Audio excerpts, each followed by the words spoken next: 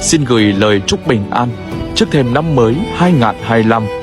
Lộc tài may mắn ghé thăm, thuận buồm xuôi gió làm ăn cát tường, thắng lợi trên mọi con đường, gia đình hạnh phúc, yêu thương ngập tràn.